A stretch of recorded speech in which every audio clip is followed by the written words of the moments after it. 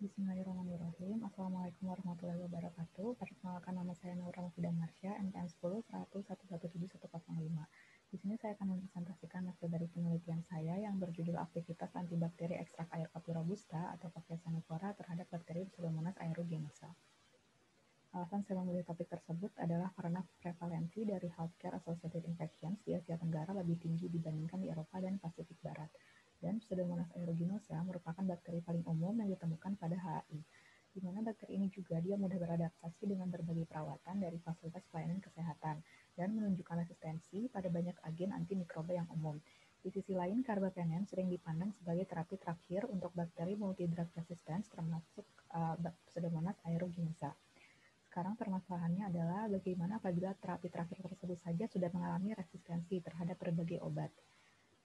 Menurut World Health Organization telah menetapkan Pseudomonas aeruginosa yang resisten terhadap carbapenem sebagai spesies bakteri di mana terdapat kebutuhan kritis untuk pengembangan antibiotik baru untuk mengobati infeksi. Sehingga kita perlu mencari solusi alternatifnya, yaitu bisa berupa bahan alam, yaitu kopi. Kopi memiliki berbagai zat yang memiliki aktivitas antibakteri, dan saya memilih kopi robusta karena dibandingkan dengan jenis lainnya, sudah terbukti bahwa kopi robusta memiliki lebih banyak kandungan zat yang bersifat sebagai antibakteri. Subjek yang digunakan adalah isolat Pseudomonas aeruginosa ATCC27853 yang didapat dari Laboratorium Mikrobiologi dan Parasitologi FK4. Diberikan 3 perlakuan, yaitu media agar yang diberi ekstrak air kopi robusta dengan dosis 12,5%, 25%, 50%, dan 100%. Lalu media agar yang diberi dis antibiotik imipenem sebagai kontrol positif dan bisa mengandung aquades sebagai kontrol negatif. Berikut adalah alur penelitiannya, yaitu biakan Pseudomonas aeruginosa, kemudian akan disesuaikan dengan standar McFarland 0,5, lalu diinokulasi di seluruh permukaan agar Muller Hinton, kemudian kertas cakram itu diletakkan di media agar Muller Hinton tersebut yang dibagi menjadi 3 grup, yaitu ada bis yang mengandung ekstrak air kopi robusta dengan 4 dosis tadi, kemudian grup 2 adalah kontrol positif, dan grup 3 adalah kontrol negatif. Setelah itu diinkubasi dalam inkubator dengan suhu 37 derajat Celcius selama 24 jam, lalu dilakukan pengamatan dan pengukuran diameter zona hambat menggunakan penggaris. Setelah itu dilakukan analisis data, pembahasan, lalu ditarik kesimpulan.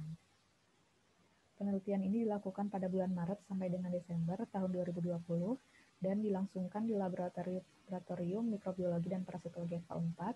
Lalu hasil yang didapatkan dengan melihat distribusi rata-rata dari zona hambat dan disajikan dalam bentuk data numerik. Berikut adalah hasil penelitiannya, yaitu yang diukur dengan menggunakan penggaris dalam satuan milimeter dengan diameter dis adalah 6 mm dan terbentuknya zona inhibisi di sekitar dis menandakan adanya aktivitas antibakteri terhadap Pseudomonas aeruginosa.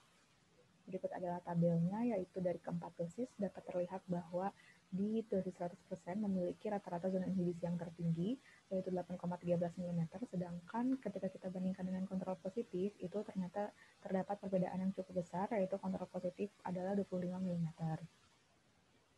Kemudian dilakukan pengujian hipotesis dan ditarik kesimpulan bahwa H0 ditolak dan H1 diterima, di mana H1 itu adalah ekstrak air kopi robusta lebih lemah daya hambatnya pada kultur Pseudomonas aeruginosa dibandingkan dengan antibiotik imipenem. Namun, meskipun lebih lemah dibandingkan antibiotik imipenem, ekstrak air kopi robusta tetap menunjukkan kemampuan daya hambatnya. Hal ini dikarenakan kopi itu mengandung berbagai macam senyawa yang memiliki aktivitas antimikroba. Di antaranya ada trigonelin, kafein, asam kafeik, serta asam klorogenat. Keempat zat ini bisa bekerja dengan cara mengubah struktur membran sitoplasma, lalu mengganggu gaya motif proton, dan mengganggu aliran elektron dan atau transport aktif.